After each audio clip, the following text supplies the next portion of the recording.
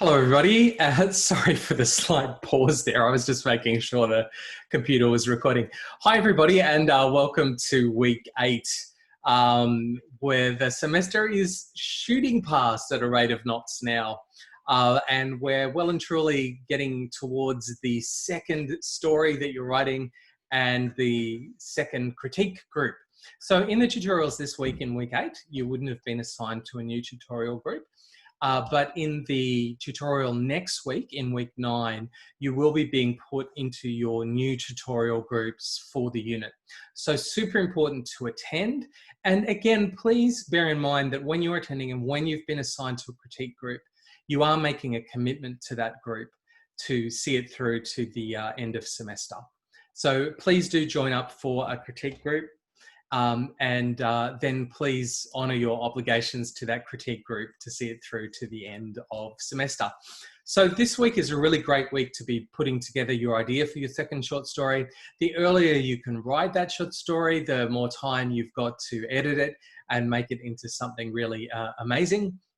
And in terms of feedback from your first short story, we will definitely have that back to you by the end of semester break so that you've got plenty of time over the remainder of the semester to take on board the feedback that you got for that in terms of applying that to your second story as well.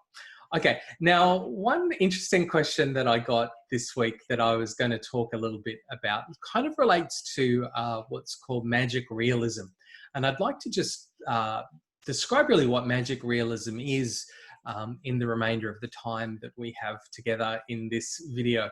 So the question was kind of about how to go about incorporating supernatural or otherworldly elements into a piece of contemporary fiction and have that seem seamless, have it seem like the supernatural stuff is just kind of accepted. How do you do that? And one of the answers to this question we find in this beautiful big body of work called magic realism. Now, magic realism really came out of South America. And I'll give you what magic realism does on the face of it, but I'll go a little bit deeper than this, is tells a story where there are kind of supernatural elements involved in the story, but they're just taken in a matter of fact way. They're just taken as being part of the ordinary everyday world and are just accepted and aren't noted in any kind of special way. We're not sort of astonished when they happen. It's just business as usual. Now, the reason for this, so some examples of magic realism kind of moments like that might be, you know, somebody's killed and their blood flows down the street and ends in a hand pointing at the murderer's house, that kind of thing. So stuff that wouldn't happen in our day-to-day world, but is just taken as matter of fact by the people in the story. Now, there's a little bit of a debate around magic realism, and the debate is really, can Westerners write magic realism? Because magic realism, as I said, came out of South America. And it really came about for important philosophical and political reasons.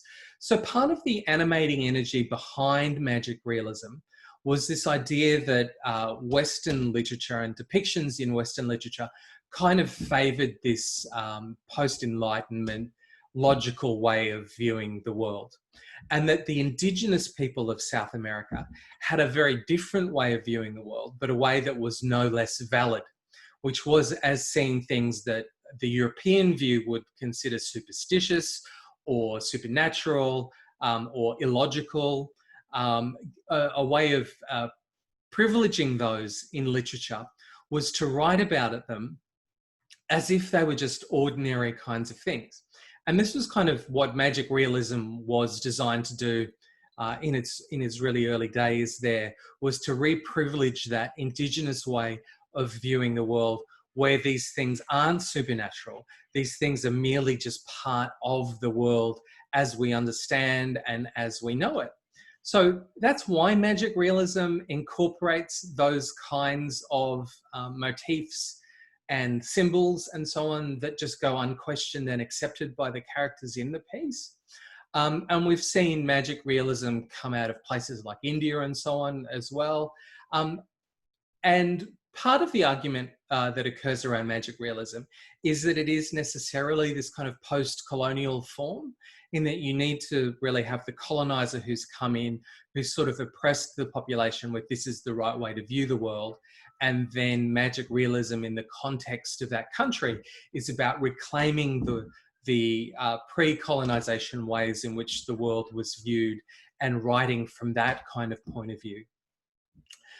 Look, it's a really interesting debate, and I had a student write their entire honours thesis about this. It's a fascinating argument, and I think it's to some extent a valid argument. But look, what I would say is that we do in the West as well have a tradition of these kinds of stories where the bizarre or the weird is just accepted as part of the ordinary world. One author that springs immediately to mind, of course, is Kafka.